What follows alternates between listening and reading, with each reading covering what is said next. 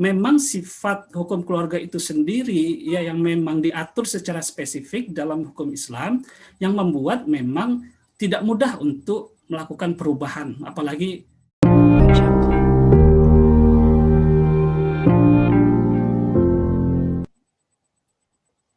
Assalamualaikum warahmatullahi wabarakatuh.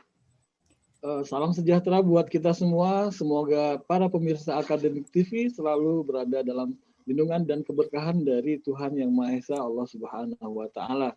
Kembali bertemu dengan channel yang selalu menginspirasi kita semua, Akademik TV. Dan hari ini kita akan bergabung bersama program unggulan dari Akademik TV, yaitu Scholar Table. Table yang selalu menyajikan diskusi yang menarik, ringan, tapi menginspirasi.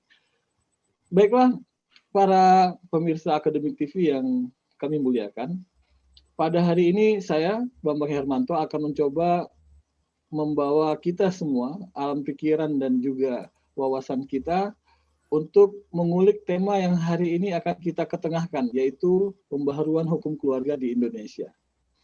Mudah-mudahan tema ini akan memberikan manfaat bagi kita semua, dan untuk membahasnya sudah hadir bersama saya salah seorang akademisi dari IAIN Samarinda, yaitu Bapak Alfitri PhD. Assalamualaikum Pak Al. Waalaikumsalam Pak Bambang. Halo? Ya, waalaikumsalam. Bisa didengar suaranya? Ya, suaranya cukup jelas. Okay. Apa kabar, sehat? Alhamdulillah sehat Pak Bambang, Pak Sudirman ya? Alhamdulillah. Ya, terima kasih sudah. Ya, jadi pada hari ini kita coba akan membahas satu tema yang mungkin cukup umum ya, pembaharuan dalam hukum keluarga di Indonesia. Karena memang kita melihat banyak gagasan-gagasan yang muncul, apakah masih berupa wacana, bahkan sudah ada aksi untuk melakukan pembaharuan hukum keluarga di Indonesia, terutama dalam lingkungan hukum positif. Karena terus terang saja untuk ukuran Undang-Undang Nomor 1 Tahun 74 itu dianggap masih memerlukan pembaharuan gitu. Tapi terlepas dari itu, secara lebih luas lagi, memang kondisi masyarakat dan hukum keluarga memang sangat dinamis. Banyak sekali tuntutan, bahkan aturan yang saat ini berlaku di tengah masyarakat tidak banyak bisa menyelesaikan persoalan gitu. Nah, jadi kita akan membincangkan ini, Pak Al. Kita mulai dari sebuah pemikiran mendasar dulu. Sebetulnya apa sih makna dari pembaharuan hukum keluarga itu sendiri? Ya, silakan Pak Al. Ya, terima kasih Pak Bambang dan juga Pak Sudirman atas undangannya untuk berbicara ya. Ya, diskusi di acara Akademik TV, sebuah program yang sangat menarik sekali ya, karena membicarakan tema-tema yang aktual di dalam kehidupan masyarakat. Kebetulan saya diminta oleh Pak Bambang ini, beliau sebenarnya teman dari kecil ya, teman dari aliyah ya Pak Bambang ya. Kemudian kita berpisah pas kuliah untuk mengangkat tema tentang hukum keluarga. Tadi seperti yang sudah disampaikan ya, bahwa masyarakat Indonesia bergerak dinamis. Banyak perubahan yang terjadi di masyarakat, struktur sosial, bahkan di unit keluarga juga banyak terjadi perubahan. Nah, kalau ditanyakan tadi seberapa penting ya, itu pertanyaan tadi ya? Kita dari apa maknanya? Maknanya, oke, maknanya. Jadi makna dari pembaharuan hukum keluarga ini, kalau secara kita lihat dulu pertama definisi hukum keluarga itu apa, ya. Jadi hukum keluarga itu kalau dalam bahasa Inggris itu disebut juga dengan matrimonial law ya, atau hukum yang mengatur segala aspek yang berhubungan dengan keluarga dan juga hubungan di wilayah domestik. Jadi dia tidak hanya terkait dengan hukum perkawinan sebenarnya, tapi juga hukum-hukum yang lain seperti civil union ya, atau domestic partnerships. Mungkin kalau untuk di Indonesia itu belum bisa didapatkan, tapi adopsi, terus juga bayi tabung, tapi dengan peminjaman rahim, atau juga penggunaan sel sperma dari pihak lain itu juga termasuk dalam family law sebenarnya. Terus juga perlindungan terhadap anak, ya, kejahatan anak dan remaja, terus juga penetapan hubungan kekerabatan dan sebagainya. Jadi ruang lingkupnya ya sebenarnya tidak hanya terkait dengan perkawinan atau perceraian, tapi luas, dan seperti apa dia diatur oleh suatu negara itu berbeda dari satu negara ke negara yang lain. Itu yang pertama ketika kita membicarakan pembaharuan hukum keluarga. Terus yang kedua yang perlu kita cermati ya terkait dengan pembaharuan itu di dalam bahasa teknis hukum. Pembaharuan itu yang dimaksud apakah perubahan, jadi perubahan undang-undang perkawinan atau hukum keluarga di Indonesia secara keseluruhan, atau penggantian pasal-pasal tertentu yang mungkin dirasa sudah tidak sesuai lagi dengan dinamika dan perkembangan di masyarakat. Nah, kalau kita tanya pembaharuan hukum keluarga, tentu yang mendasarinya adalah tujuan dari hukum itu sendiri, termasuk juga hukum keluarga. Nah, kalau secara umum tujuan hukum adalah untuk menciptakan keadilan dan juga ketertiban, ya kan, Pak Bambang ya, itu yang kita pelajari. Nah, yang menjadi pertanyaan, apakah ya keberadaan hukum keluarga yang masih berlaku di Indonesia saat sekarang ini sudah bisa memberikan keadilan bagi seluruh warga negara Indonesia? Tuh. Terus yang kedua, apakah ya keberadaan hukum perkawinan yang ada sekarang ini bisa menjamin ketertiban hukum?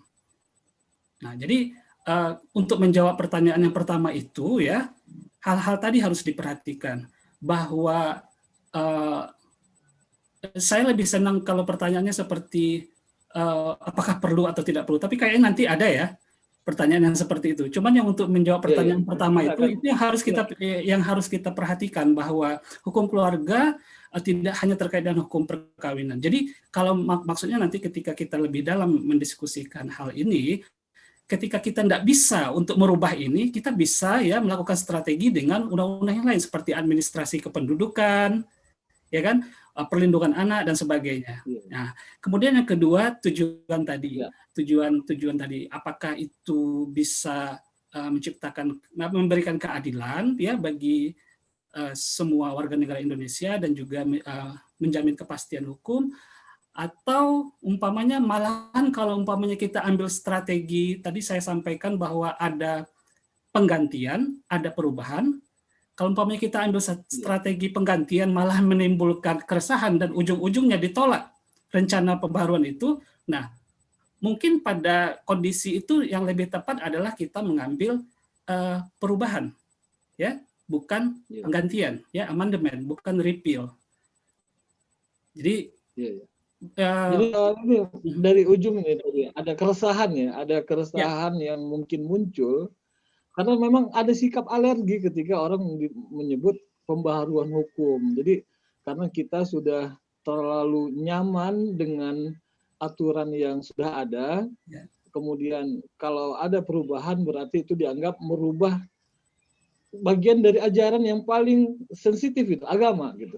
Jadi karena dianggap hukum perkawinan itu adalah salah satu pintu dari agama yang berlaku secara positif di Indonesia.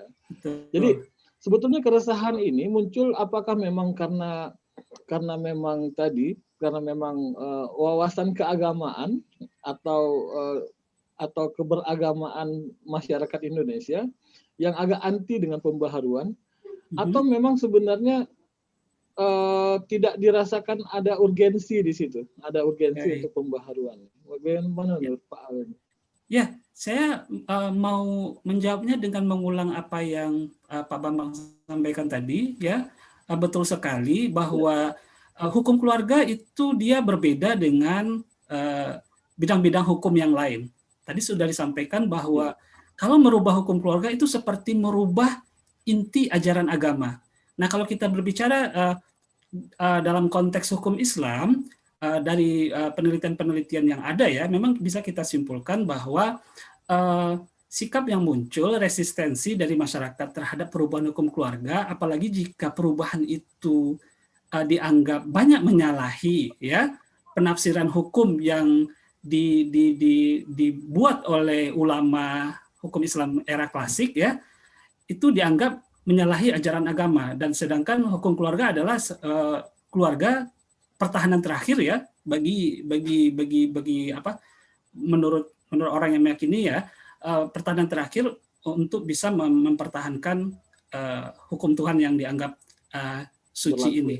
Nah, menarik apa yang disampaikan Pak Bambang tadi. Kalau kita runtut sejarah dari munculnya Undang-Undang Perkawinan sendiri tahun 1974, itu memang tidak mulus. Jadi Indonesia baru di era kemerdekaan baru bisa memiliki hukum keluarga nasional itu kan pada tahun 1974. Nah, ketika dalam proses penyusunan ya tahun 1970-an, mungkin 72 sampai 73, kebetulan ketika itu akan disahkan memang menimbulkan gejolak di masyarakat. Bisa dikatakan demonstrasi nasional.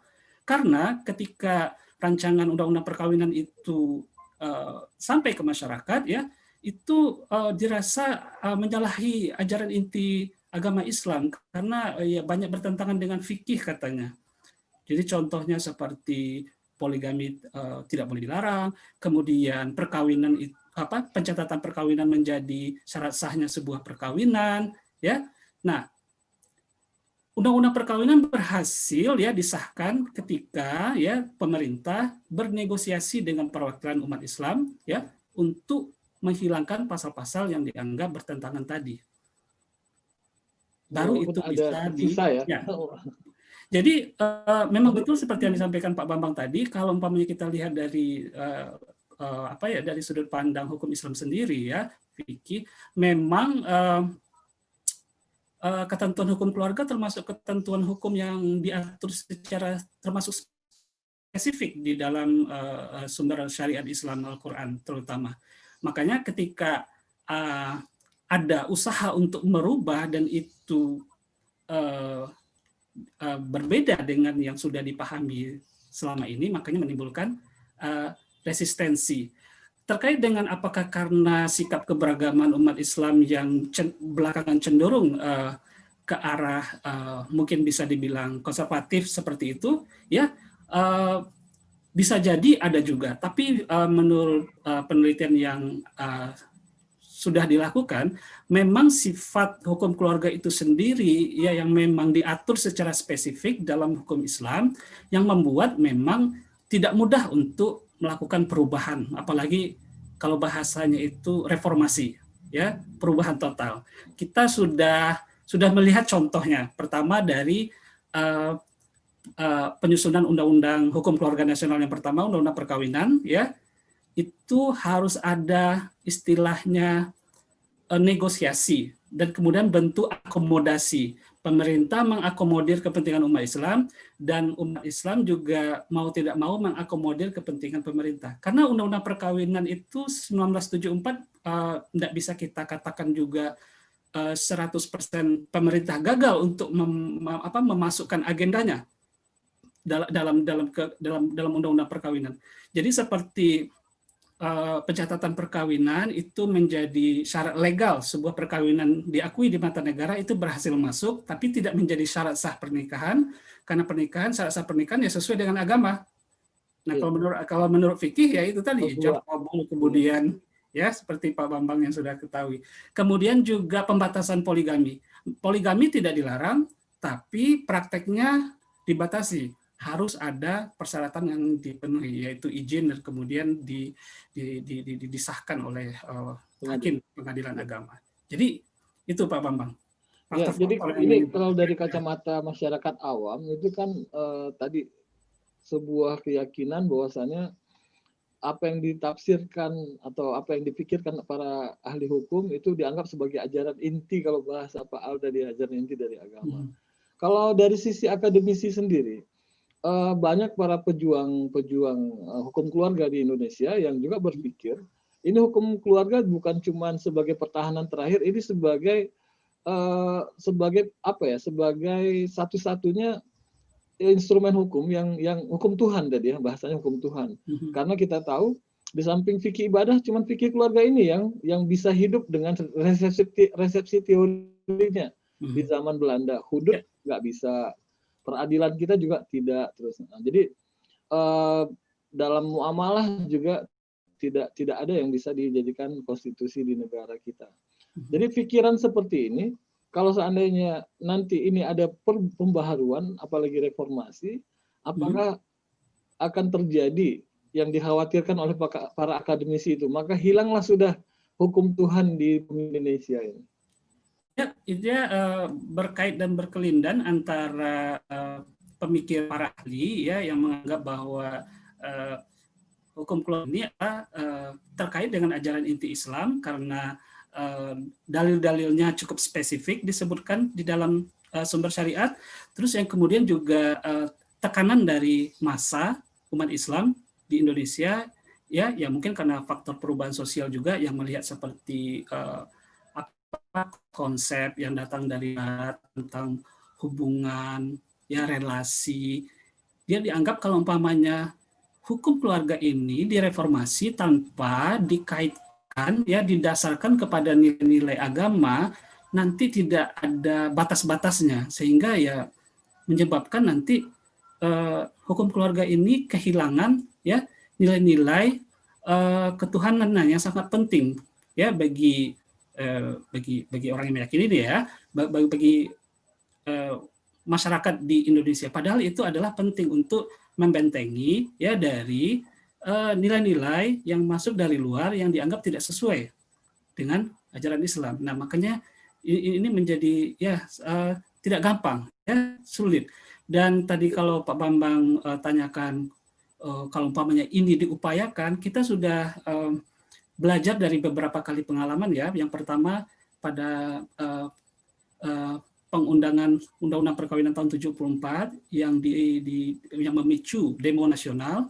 Kemudian tahun 1991 kompilasi hukum Islam Indonesia untuk spesifik dengan hukum sebenarnya juga tidak diterima secara welcome ya, secara tangan terbuka oleh seluruh umat Islam di Indonesia. Bagi beberapa kalangan umat Islam ya yang berpikir progresif, ketentuan-ketentuan yang ada di KHI itu memang dianggap bisa ya mengakomodir ya kondisi ya yang ada di Indonesia. Tapi bagi beberapa kalangan yang sangat literal dalam memahami hukum keluarga ini, dianggap KHI ini terlalu liberal juga. Jadi ya pemerintah di sini berusaha untuk mengakomodir dua-duanya. Makanya tadi menurut penelitian-penelitian yang terkait dengan pembaharuan hukum keluarga di Indonesia, negosiasi dan bentuk-bentuk akomodasi itu harus dijalankan ketika ya pemerintah atau pihak-pihak tertentu ingin mengenalkan konsep-konsep atau doktrin-doktrin hukum yang baru ke dalam hukum keluarga di Indonesia. Satu lagi, jadi Undang-Undang Nomor 1 Tahun 74 KHI, kemudian tahun 2010 sempat diperkenalkan juga, terutama pasal yang kontroversial itu adalah akan menghukum pelaku nikah siri, itu menjadi batal juga karena dianggap kontroversial, sedangkan menurut ulama pencatatan pernikahan bukan menjadi syarat sahnya pernikahan, makanya kemudian menjadi batal. Kemudian yang mungkin juga sebelum itu counter legal draft, kompilasi hukum Islam, mungkin Pak Bambang juga sudah tahu ya, yang sangat liberal dan radikal, yang digadang-gadang untuk bisa mengganti KHI yang dianggap sudah tidak, ya mengganti KHI yang dianggap sudah tidak mengakomodir kepentingan kondisi masyarakat Indonesia, tapi karena sangat liberal akhirnya juga tidak berhasil. Jadi seperti yang saya sampaikan di awal, strategi yang mau dijalankan itu apakah perubahan atau penggantian, terus juga definisi hukum keluarga tidak hanya terkait dengan hukum perkawinan, ya, terus juga tujuan hukum yang ingin dicapai. Nah, sehingga ketiga atau keempat faktor ini perlu diramu jika memang mau diusahakan ya untuk mengenalkan norma-norma baru ke dalam hukum keluarga kita. Contohnya ya, usia perkawinan. Itu prosesnya tidak sekali jadi, sampai kemudian kita mendapatkan usia 19 tahun itu menjadi batas usia minimum perkawinan baik bagi laki-laki dan perempuan. 1917 ya. 19 sekarang Pak. Ya. Ya. Jadi kita melihat bahwasanya memang ada problem besar ya dalam upaya pembaharuan baik dari sisi orang-orang yang mendukung untuk perubahan dan orang-orang juga yang ingin mempertahankan tradisi-tradisi ini. Betul, Jadi saya setuju. Dua-duanya tetap punya problem gitu. Iya, saya setuju dengan apa yang Pak Bambang, observasi yang Pak Bambang berikan betul seperti itu. Memang tidak gampang. Ya, terkait dengan ini urgensi nih, kita kaitkan dengan urgensi tadi kalau terkait dengan tujuan dari proses legislasinya sendiri.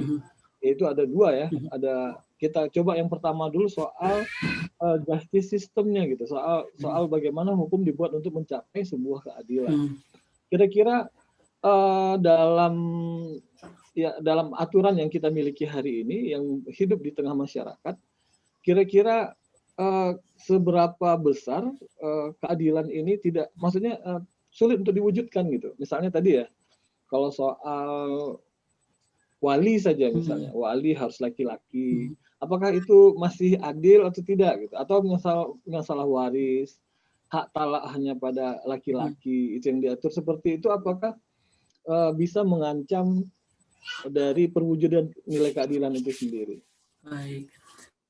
Ya, kalau kita lihat ya ketentuannya secara detail ya, mungkin ada yang ya dipermasalahkan gitu istilahnya sehingga persoalan keadilan tidak ada di sana, tapi ada ketentuan tertentu ya yang sensitif yang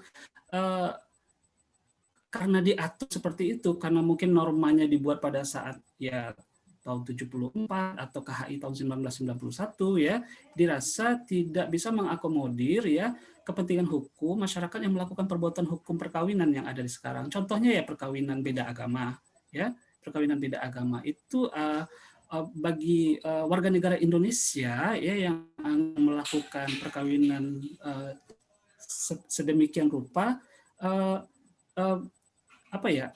bentuk pengakuannya menjadi sulit karena ketentuan perkawinan di dalam undang-undang perkawinan bahwa perkawinan adalah sah jika dilakukan menurut hukum agama dan juga harus dicatatkan itu memberikan kesulitan bagi mereka. Jadi itu isu yang pertama ya, kalau umpamanya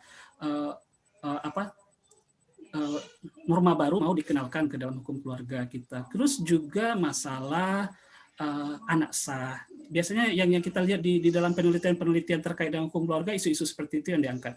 Status anak sah, kemudian juga adopsi, usia perkawinan anak ya. Terus juga kalau tadi Pak Bambang sebutkan soal wali juga menjadi isu ya, karena di dalam hukum perkawinan Islam ya itu menjadi ya ketentuan yang menentukan sahnya sebuah perkawinan. Tapi kalau umpamanya terjadi pemaksaan itu istilahnya ya, pemaksaan oleh wali kepada anak untuk menikah, terus bagaimana ya kan? Nah, hal-hal seperti ini yang mungkin menjadi isu ya, bahwa hukum perkawinan, tujuan hukum secara umum termasuk juga hukum perkawinan untuk memberikan keadilan ya, kepastian hukum bagi warga negara Indonesia belum tercapai di sana. Nah, tapi ya mungkin nanti ada pertanyaan lanjutan, tapi ya itu strategi apa yang mau dipakai untuk bisa mengakomodir perubahan yang terjadi di masyarakat ini nanti, apakah perubahan atau penggantian?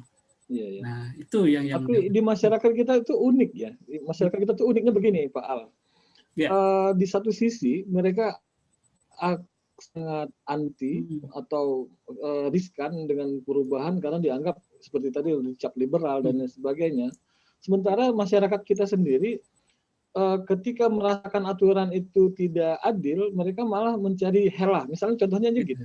Ketika harus dicatat pengadilan di perkawinan harus dicatat. Mereka tetap nikah siri, kemudian dicatat apa adanya, gaya mereka saja mencatat. Atau misalnya begini, ketika masalah anak sah itu, anak sah itu dalam Undang-Undang Nomor 1 kan itu anak yang Lahir. lahir dalam, kan dalam, mau dia 1 hari setelah akad nikah kan tetap saja itu anak sah gitu. Sementara hal-hal begitu mereka bisa terima gitu. Hal yang begitu mereka bisa terima. Bahkan yang terakhir keputusan MK soal hubungan hak keperdataan terhadap anak yang lahir di luar nikah sekalipun itu tidak hilang. Tidak ada yang heboh gitu. Artinya mereka kayaknya masyarakat Indonesia ini di satu sisi ingin cara berpikir atau yang sudah nyaman itu dilestarikan, dan di sisi lain mereka menutup mata ketika hal-hal yang berubah itu terjadi gitu. Ini ada nggak fenomena seperti ini terlihat nggak sebagai sebuah sebenarnya potensi untuk perubahan hukum Islam itu? Baik, saya menjawabnya mulai dari pemahaman masyarakat soal apa yang disebut hukum Islam itu ya memang tidak bisa kita pahami dalam konteks hukum modern atau positif. Ya, jadi sederhananya bagi masyarakat sepanjang sudah terpenuhi ketentuan fikih berarti itu sudah sesuai dengan hukum Islam. Nah, pada kasus perkawinan itu yang menjadi tantangan terbesar ya karena ya bisa dikatakan sulit untuk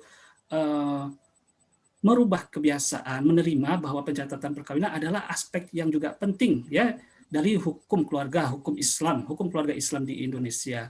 Karena ya itu tadi mereka membandingkan pada ketentuan fikih yang menyatakan bahwa ya kalau rukun dan syarat perkawinan, rukun terutama perkawinan itu hanyalah ijab kabul, kemudian saksi 2 orang, kemudian ada wali, ya kalau umpama itu sudah terpenuhi ya enggak lagi, tidak perlu lagi untuk mencatatkan. Nah, ini bentuk negosiasi dan akomodasi yang dilakukan oleh pemerintah untuk ya istilahnya apa ya, meminimalisir dari dampak dari pernikahan-pernikahan semacam ini.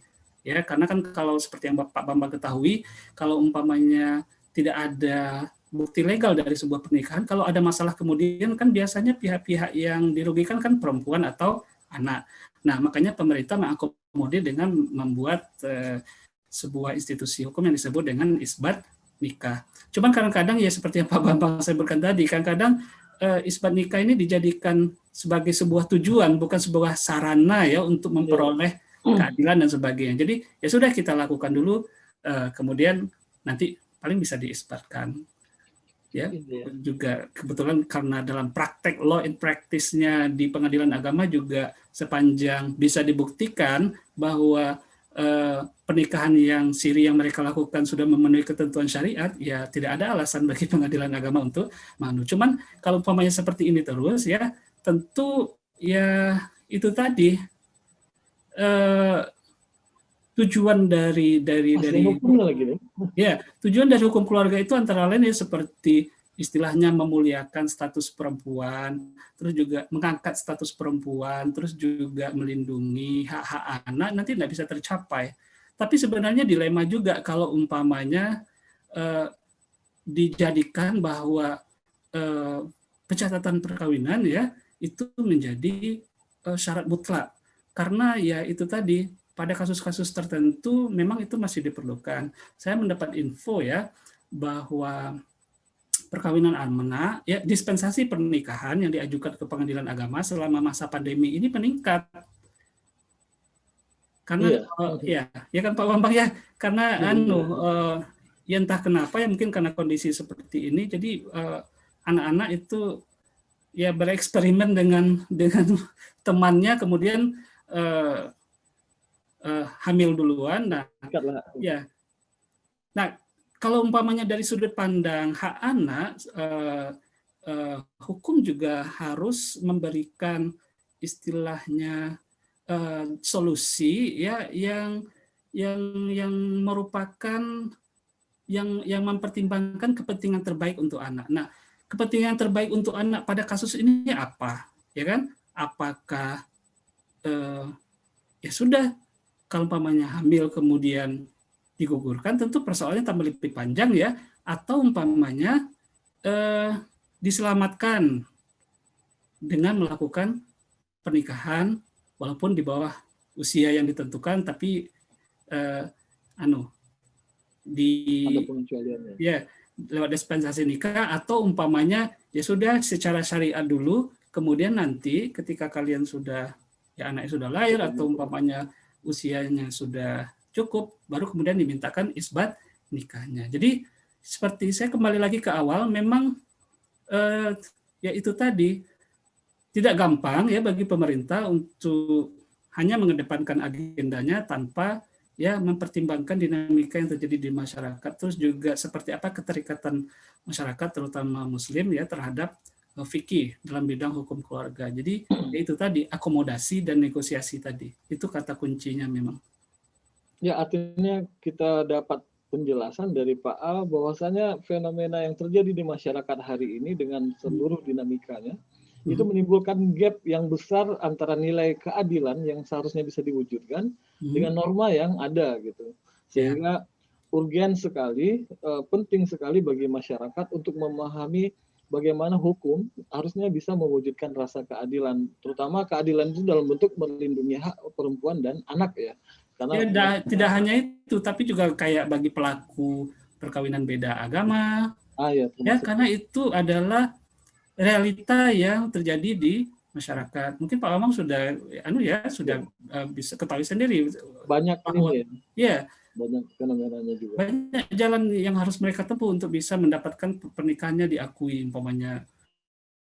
Kadang-kadang dalam praktiknya juga belum tentu ketika mereka pergi ke luar negeri melakukan pernikahan kemudian balik ke Indonesia kemudian negeri mau mengakui. Jadi nah mereka kan juga warga negara Indonesia yang perlu dilindungi oleh negara. Nah, di sana kan negara juga pertama berusaha untuk menyeimbangkan bahwa ini ada tuntutan masyarakat yang meminta bahwa karakteristik hukum keluarga di Indonesia itu tidak boleh ya terlepas dari nilai-nilai agama. Tapi pada satu sisi ya ini ada realita di masyarakat. Jadi, nah kembali lagi ketika ini berusaha untuk istilahnya yang kita pakai diperbaharui, strategi apa yang mau dipakai, ya kan? Perubahan atau penggantian. Nah. Jadi kalau terkait dengan perubahan atau pergantian ini artinya seberapa besar perubahan itu? Kalau terlalu besar kan namanya penggantian juga. Dan masyarakat kita alerginya itu dia. Kalau saya melihat kalau persoalannya kecil, misalnya begini ya, di KHI itu nggak ada yang mempersoalkan soal ahli waris dari jalur perempuan yang namanya mawali. Itu kan tidak pernah dipersoalkan. Padahal itu dengan ajaran Syiah dekat sekali, tapi bertentangan dengan ajaran Sunni gitu. Dan orang Indonesia yang Sunni ini nggak pernah mempersoalkan soal mawali. Nah, tapi ketika misalnya tadi nikah beda agama itu se-Indonesia bakal jadi pemberontakan itu akan ada revolusi sosial mungkin untuk menolak pernikahan beda agama. Jadi seberapa besar sebenarnya perubahan yang bisa diadopsi di masyarakat Indonesia ini? Ada ukuran nggak kira-kira Pak? Ya, sebelumnya saya mau menanggapi yang itu. Malahan kalau menurut beberapa penelitian yang dilakukan, yang istilahnya pembagian harta warisan secara faraid itu jarang umat Islam melakukan. Mungkin Pak Bambang tahu. Daripada ribut sebelum orang tua yang meninggal sudah dibagikan terlebih dahulu. Itu bisa dicek di direktori peradilan ya, nggak pernah ada kasus waris. Banyak. Jadi ada kayak penelitian di Fakultas Hukum Universitas Indonesia di sebuah wilayah di Jawa Barat, orang-orang yang diteliti bukannya tidak paham tentang para, tapi karena ada menimbulkan perselisihan di kemudian hari ya mending dibagi sebelum orang tuanya meninggal. Berarti sama sekali tidak efektif ya keberadaan hukum waris Islam di KHI. Oke, jadi itu istilahnya strategi yang dilakukan oleh umat Islam di Indonesia ya untuk mengakomodir norma yang melingkupi kehidupannya. Mungkin Pak Bambang tahu bahwa di Indonesia ini kita kan tidak hanya terkait dengan norma hukum Islam, tapi juga ada hukum adat, terus juga ada hukum nasional kan. Kadang ketika norma ini berusaha untuk diutamakan, akhirnya kan masyarakat mencari strategi akomodasi dan negosiasi. Nah itu antara lain bentuknya. Jadi mungkin mereka pikir ini tidak menyalahi hukum Islam ya, karena sebelum meninggal dibaginya. Oke, itu intermezzo aja untuk menyambung apa yang Pak Bambang sampaikan. Terkait dengan seberapa besar perubahannya, kalau saya membaca-baca, memang harus dalam waktu yang panjang. Jadi apa tuh bahasa pensyariatan Islam itu tadarruj ya, perlahan-lahan, tidak bisa serta-merta kemudian dirubah semuanya. Saya barusan membaca penelitian Profesor Ewis ya, Nurlailawati dari UIN Sunan Kalijaga soal seperti apa konsep ayah biologis ya. Ini kemudian bisa diterima dalam hukum keluarga Islam di Indonesia. Ya, lewat dari putusan MK itu kemudian prakteknya di pengadilan agama seperti apa. Putusan MK sangat ya landmark ya, istilahnya menjadi sejarah karena ini ya memutuskan seperti itu dan menimbulkan reaksi yang cukup keras di kalangan umat Islam. Komisi Fatwa MUI mengeluarkan respon dan juga seluruh hampir organisasi Islam ya menyatakan bahwa ketentuan perubahan seperti ini akan menyerang langsung doktrin keagamaan Islam terkait dengan anak sah.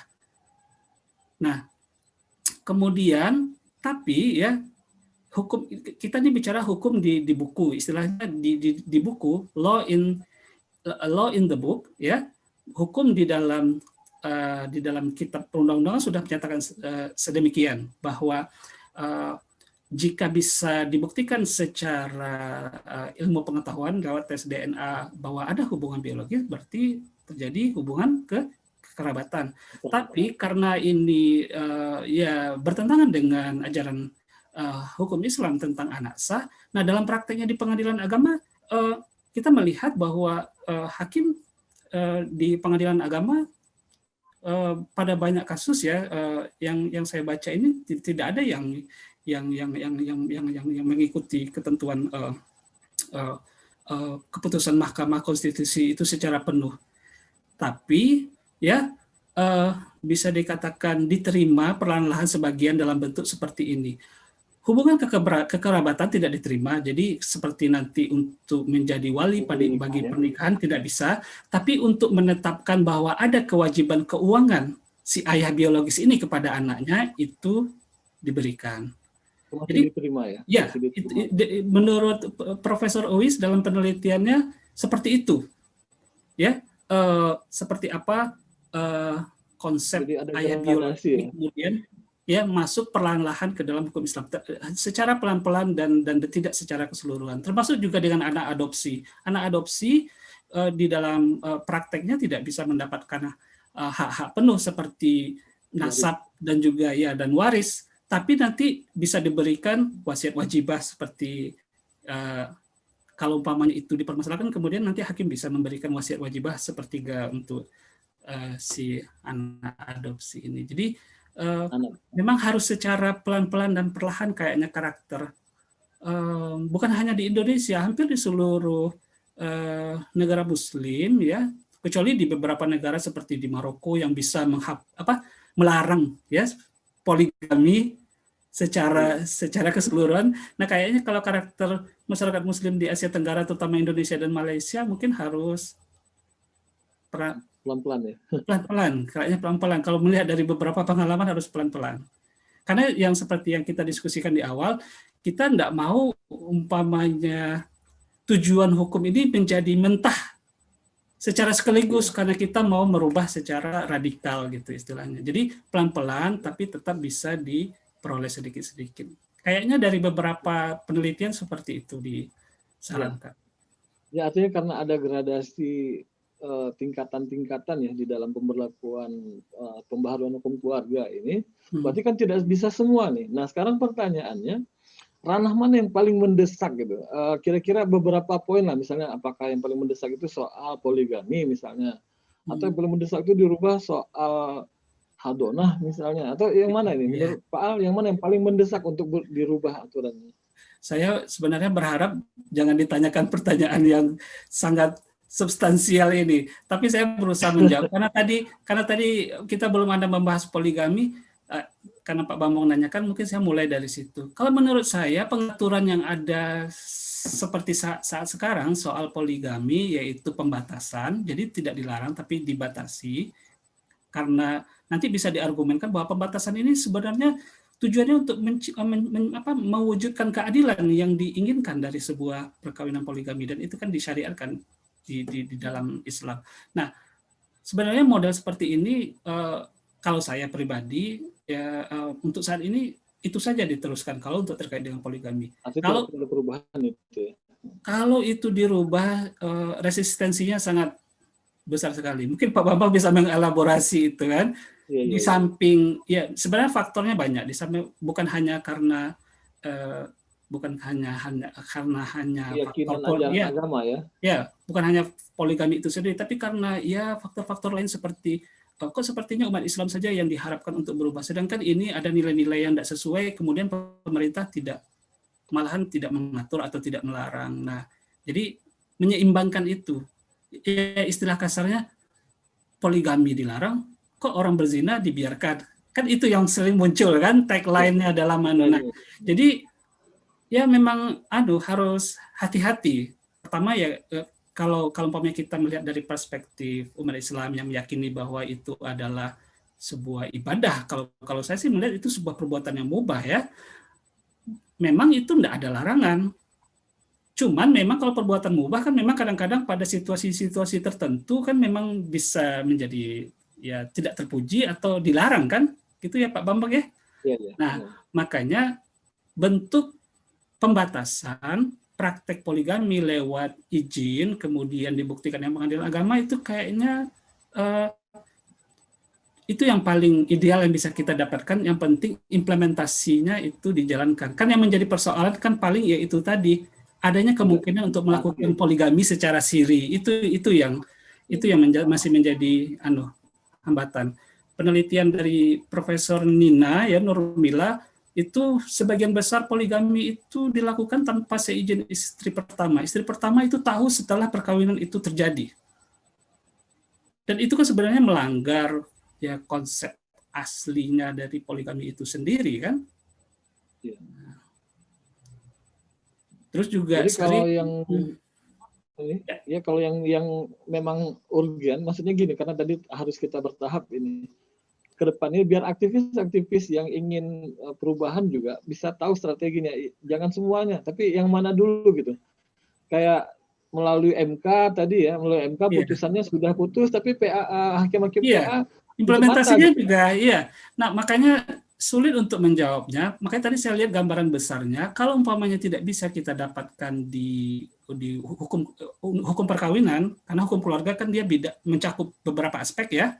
Nah, kalau kita tidak bisa mendapatkan perubahannya lewat hukum keluarga, mungkin bisa kita dapatkan dari hukum ya atau undang-undang administrasi kependudukan, seperti yang banyak diargumenkan soal apa benar perkawinan beda agama dilarang di Indonesia. Dalam prakteknya ternyata itu bisa ya dicatatkan setelah mereka melakukannya ya mungkin di luar negeri atau tunduk kepada salah satu agama dulu ya, kemudian ikut perkawinan agama yang lain, kemudian mereka melaporkan itu ke catatan agama itu.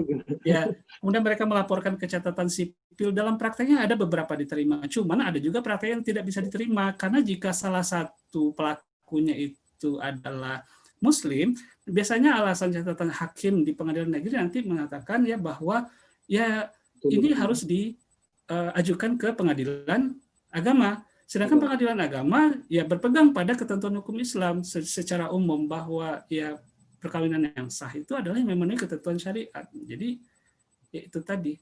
Makanya masih belum mungkin diwujudkan itu ya. Cuma kadang-kadang begini, Pak Al. Ya pengaturan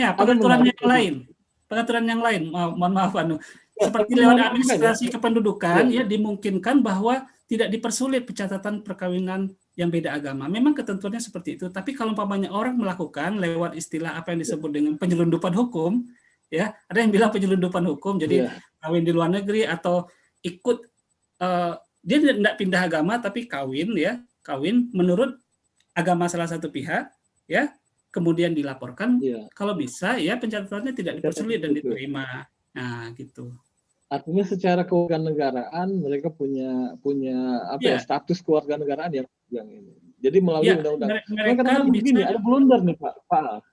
Saya melihat ya, misalnya tadi ya, kalau misalnya dipakai misalnya undang-undang KDRT, undang-undang hmm, perlindungan anak, ya, kemarin ada blunder gitu. hmm, Undang-undang PKS ini menganggap bahwasanya ada pemerkosaan oleh suami katanya itu. iya, iya, iya, Kan blunder tadi gini, misalnya melindungi istri yang hmm, tidak siap untuk melayani hmm, suaminya, tapi itu dianggap dalam undang-undang PKS sebagai sebuah tindak pemerkosaan. Itu kan hmm, ketika digunakan undang-undang lain, dia hmm. justru ada blunder. Makanya heboh kemarin kan. Iya, iya. Ini kenapa bisa terjadi ini? Ya itu tadi sebenarnya bukan karena Undang-undang hanya itu ya. bukan hanya faktor oh, oke. Ya, Iya. bukan hanya karena faktor undang-undang itu sendiri kalau saya melihat ya, kayak kalau saya lebih suka melihatnya dari perspektif sosiolegal, kondisi umat Islam secara Iya. keseluruhan dan kondisi sosial politik yang ada di Indonesia sebenarnya juga ikut mempengaruhi. Jadi ya karena sebenarnya apa ya, mungkin banyak orang yang berdebat soal itu sebenarnya belum melihat substansi apa sih sebenarnya yang diinginkan oleh undang-undang PKS ini. Tapi karena lebih mendapatkan informasi dari media massa online, ya, grup-grup WhatsApp dan Informasi juga sebagainya, kadang nah salah ya. akhirnya ya anunya terkaburkan. Memang sih ya memang ya itu tadi orang suka membandingkan gitu. Ya. Jadi kenapa ini ya ditekankan sedangkan yang itu dibiarkan. Nah, ini sebenarnya ya apa bentuk uji publik, diskusi, dialog sehingga banyak orang terlibat dan mengetahui seperti apa substansinya itu penting. Karena yang menjadi inti sebenarnya ya pemahaman soal ya itu tadi gender, kemudian eh, apa seks dikaburkan, tapi orang tidak mau melihat apa sih sebenarnya yang mau disampaikan lewat pembedaan seks dan gender ini, karena sudah antipati duluan. uh, oh itu Dianggap datang dari liberal luar. ya. Nah, datang dari luar, kita tidak perlu anu. Nah, di situ beratnya Pak Bambang. Makanya sosialisasinya sebelum. Mungkin memang saya tidak terlalu spesifik melihat beberapa isu. Kalau yang Pak Bambang sampaikan itu ya mungkin kalau dari sudut pandang mereka mungkin kalau umpamanya ada yang bermasalah dari rancangan undang-undang itu makanya didiskusikan. Ya Agak terkait ini abstrak juga jawaban dengan saya. tadi ya, soal bagaimana peraturan perundangan itu diinteraksikan di tengah kehidupan masyarakat. Ini kita keluar sedikit dari soal legal, soal hukum, lebih ke sosiologi, dakwah gitu, misalnya dakwah.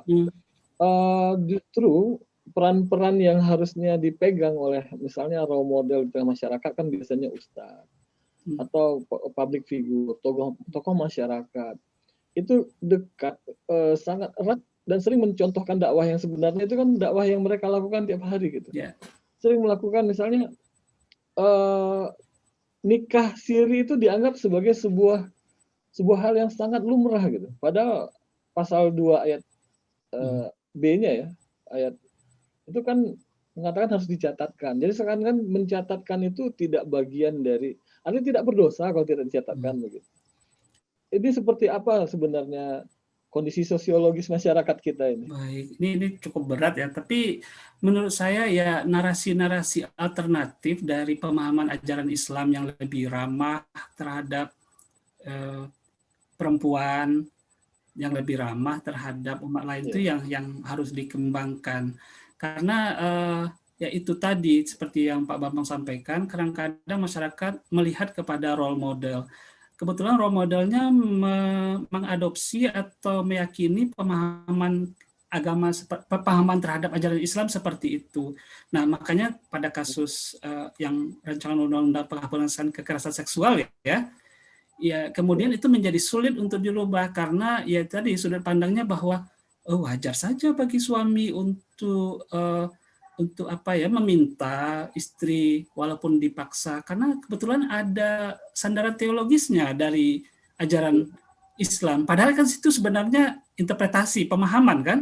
Nah, makanya diperlukan narasi-narasi alternatif yang mulai banyak dikembangkan oleh ya tidak hanya ilmuwan atau ya bahasa sederhana dosen-dosen di lingkungan PTKIN, tapi juga di organisasi-organisasi kemasyarakatan Islam seperti Muslimat NU, ya, Aisyah, itu ujung tombaknya mereka juga perlu itu. Dan saya lihat itu sudah mulai. Tapi memang untuk bisa mengimbangi ya arus informasi yang membawa apa ya pemahaman-pemahaman ajaran Islam yang mungkin model-model seperti itu, yaitu memang sangat sangat susah di era teknologi informasi ini. Kalau dulu kan orang ya mungkin harus membaca atau ikut pengajian. Kalau sekarang kan di rumah dengan ada HP dibagikan oleh teman di grup, akhirnya dapat mereka peroleh. Nah, makanya ya mungkin salah satu usaha Pak Bambang lewat Akademik TV ini mudah-mudahan bisa membangun narasi-narasi alternatif soal pemahaman. Ya, mudah-mudahan bisa minimal inspirasi. Iya, ajaran Islam yang lebih ramah terhadap perempuan, yang lebih egaliter, bahwa hubungan dalam keluarga itu seperti yang disampaikan dalam Al-Quran, seperti pakaian saling melengkapi, bukan bahwa laki-laki mendominasi perempuan. Ya, pemahaman seperti itu mungkin sudah harus dirubah karena kondisi masyarakat berubah sekarang. Ya, gitu. Ini karena memang waktu ini kita masuk ke sesi terakhir ini. Waktu kita kan 1 jam nih Pak Al. Ya. Dan tinggal hanya 7 menit ini. Oke. Terkait lagi dengan masalah soal tadi ya, soal strategi tadi. Soal strategi pembaharuan hukum keluarga yang di samping harus secara bertahap, juga harus tersosialisasi dulu, diterima dahulu di tengah masyarakat sehingga tidak menimbulkan banyak resistensi dari masyarakat itu sendiri. Nah, sekarang terkait dengan peran dari pemerintah ya, kita lihat peran dari pemerintah sendiri. Bagaimana sebenarnya selalu pemerintah selalu menjadi pihak tertuduh gitu. Tertuduh, maksudnya umat Islam dengan pemerintah itu kan seperti ini ya, seperti curiga-curigaan gitu. Iya. Pemerintah dianggap tidak mau mengadaptasi ke keinginan atau kepentingan umat Islam, sehingga justru malah sering tertuduh gitu. Bagaimana upaya pemerintah untuk menghilangkan ini efek tertuduh ini dari masyarakat? Baik. Jadi bisa lebih dinamis dalam membuat kebijakan dalam hukum keluarga. Iya. Ya memang pada era polarisasi politik umat Islam yang terbelah setelah beberapa pemilihan umum memang agak susah ya Pak Bambang ya. Tapi saya berangkat dari teori dan konsep dari yang ditemukan, maksud saya dari temuan penelitian-penelitian ya yang sudah banyak dilakukan terkait dengan ya pembaruan hukum keluarga di Indonesia ini. Nah, di sana kata kuncinya kan negosiasi dan mengakomodir strategi akomodasi. Nah, strategi akomodasi itu adalah dari pihak pemerintah dalam menjalankan kebijakan, ya agenda yang mau dikedepankan, pemerintah harus menggunakan bahasa-bahasa yang dipahami oleh umat Islam. Jadi ketika mengenalkan bahwa ini adalah perlu kita lakukan pembaharuan, itu harus dijustifikasi dengan konsep dan teori yang ada di dalam hukum atau hukum Islam sendiri, seperti apa contohnya siasat syariah, ya bahwa ya negara ini tidak menyalahi ketentuan hukum sama sekali karena negara memang berhak untuk masuk ke wilayah itu untuk menjamin keadilan, ya kepastian hukum dan sebagainya. Nah, itu yang disarankan oleh beberapa penelitian utama ya terkait dengan pembaharuan hukum keluarga di Indonesia. Nah, terkait dengan pertanyaan Pak Bambang yaitu tadi pemerintah ya harus berusaha untuk menangkap ya memahami konsep-konsep yang ada di dalam hukum Islam supaya agenda pembaruan yang mereka tawarkan itu bisa diterima, bisa dipahami bahwa oh ternyata tidak bertentangan dengan ketentuan hukum Islam. Jadi begitu Pak Bambang. Ya, jadi tidak ada kecurigaan lagi ya. tidak ada Bisa kecurigaan disebut lagi seperti itu. ketika Nah, karena apa yang disampaikan sebenarnya ada itu rancangan ada. undang-undang. Sebenarnya ada Iya, konsepnya di nanti dalam ada undang rancangan sebetulnya. undang-undang udah heboh kan gitu. Iya, Jadi Pak Al, mungkin karena saya yakin karena memang persoalan hukum keluarga ini sangat banyak. Kita tidak bisa ambil fokus misalnya soal wali saja, perkawinan saja dan lain iya, sebagainya. Tapi paling tidak ini menjadi pembicaraan awal kita ini. Kami iya, berharap pembicaraan awal ini sekedar membuka pikiran, iya, brainstorming bagi kita semua. Mudah-mudahan bisa menginspirasi. Ternyata hukum keluarga kita itu bisa sangat dinamis sekali untuk mencapai nilai keadilan dan kita bisa introspeksi gitu. Jadi itu yang kita tangkap dari penjelasan Pak Alfitri. Makanya ke depan mungkin kami berharap nih jangan kapok ya. selalu Maksudnya jangan siap. kapok menginspirasi. Mungkin kita akan coba fokus-fokus besok. Iya, Mungkin entah soal perkawinan saja atau perkahwinan saja. Mungkin banyak hal yang harus kita kuliti secara lebih spesifik ini. Kami berharap Pak Al terus sehat ini, amin, terus siap. sehat, sukses terus di IAIN Samarinda ya. Ya, Pak Mudah-mudahan Bambang sampaikan juga. salam buat kawan-kawan semua yang ada di Ya, di IAIN Samarinda. Mudah-mudahan ini IAIN Samarinda ini IAIN yang luar biasa, meskipun tidak win, tapi prestasinya saya yakin tidak kalah ini dari win, bahkan bisa lebih baik dari win. amin, amin. Sama-sama, sama-sama maju. Ya, semua Ya, PTKIN sama-sama maju kita. Ya, ya kita yang akademisi ini mungkin inilah yang bisa kita lakukan untuk masyarakat, sekedar menginspirasi dan kami akan berusaha untuk mendiseminasi pikiran-pikiran yang menginspirasi ini. Baiklah para pemirsa Akademik TV, karena memang waktu kita terbatas, mudah-mudahan apa yang sudah kita diskusikan pada hari ini bisa memberikan inspirasi bagi kita semua. Dan sekali lagi, supaya Anda terhubung dengan pembicaraan-pembicaraan yang menginspirasi berikutnya, jangan lupa subscribe. Nah, kalau sudah subscribe, insya Allah mudah-mudahan setiap kita upload, setiap wawancara, baik Scholar Table maupun program Akademik TV yang lain, insya Allah kita akan langsung segera terhubung dengan Akademik TV. Sekali lagi Pak Alfitri, terima kasih. Saya Bambang Hermanto yang menjadi host Anda pada hari ini, mengucapkan terima kasih atas atensinya dan juga terima kasih juga atas segala waktu yang sudah diberikan Pak Al. Mudah-mudahan Allah memberikan balasan yang terbaik. Sekali lagi kami mohon pamit dari redaksi Akademik TV. Jangan lupa sekali lagi subscribe dan juga tekan tombol loncengnya supaya ada notifikasinya. Saya mohon pamit. Wassalamualaikum warahmatullahi wabarakatuh. waalaikumsalam.